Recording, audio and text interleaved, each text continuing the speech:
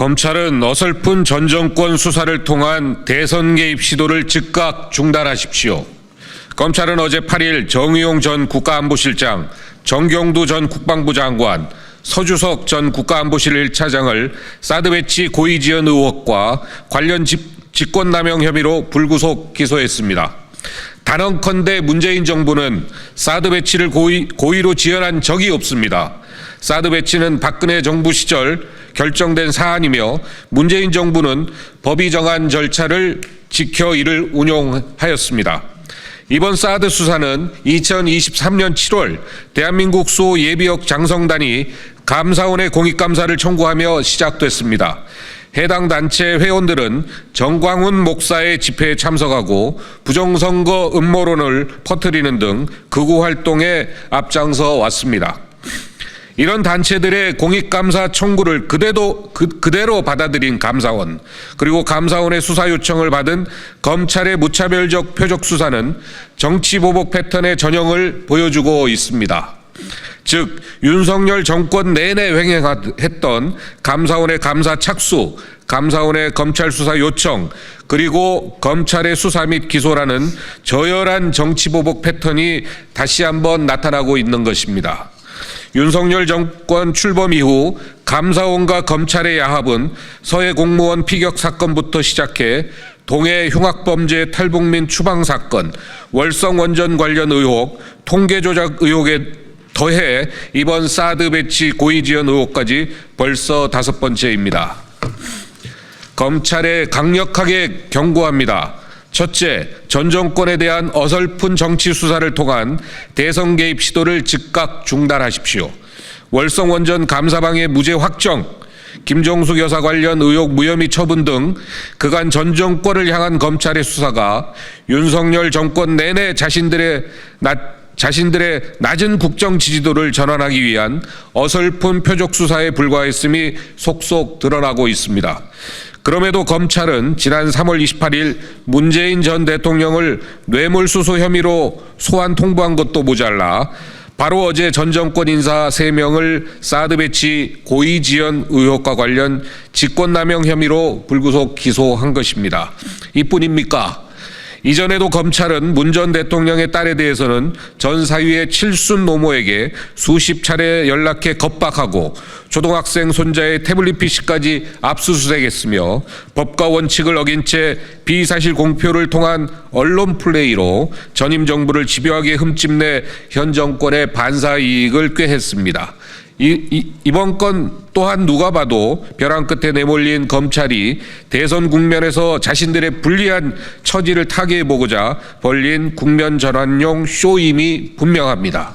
둘째, 검찰이 수사해야 할 대상은 전 정권이 아니라 현 정권임을 명심하십시오. 지난 4월 4일 헌법재판소는 만장일치로 내란 속에 윤석열 대통령에 대한 탄핵을 인용 파면하였습니다. 그간의 검찰 독재와 더불어 불법 비상계엄 선포로 대한민국의 민주주의와 법치주의를 무너뜨리려 했던 우둔하고 난폭한 독재자에게 철퇴를 가한 것입니다. 그러나 진짜 심판은 이제부터 시작입니다.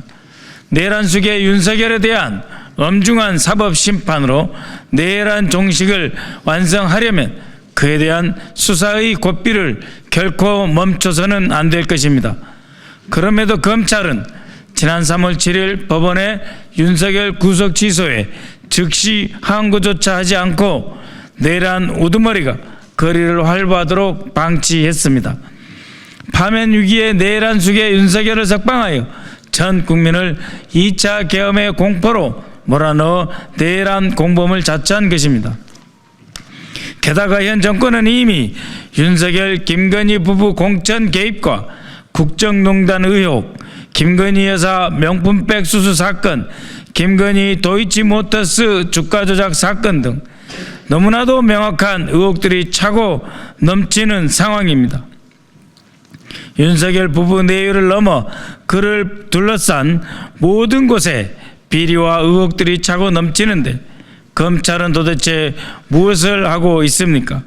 수백 건의 압수수색과 기소 남발 그리고 무더기 증인 소환 등 야당을 표적으로 삼고 행했던 그 무도한 적극성은 도대체 어디로 간 것입니까? 검찰은 자신들부터 수사하십시오. 최근 심우정 검찰총장 자녀의 취업 특혜 의혹이 불거지고 있습니다.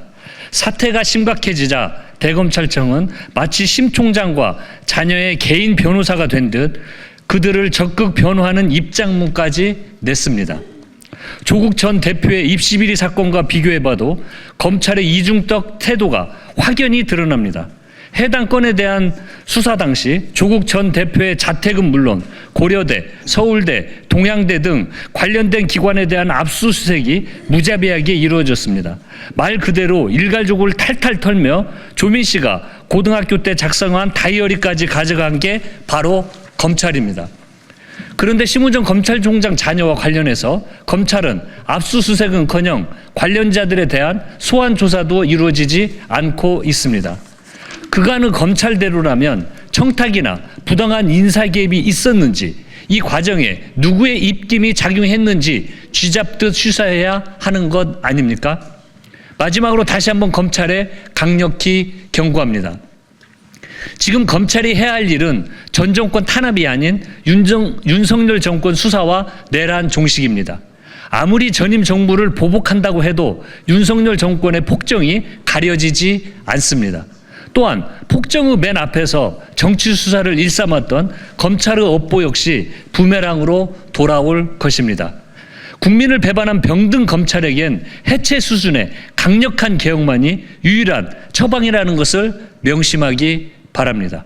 더불어민주당 전 정권 정치탄압대책위원회 위원 일동.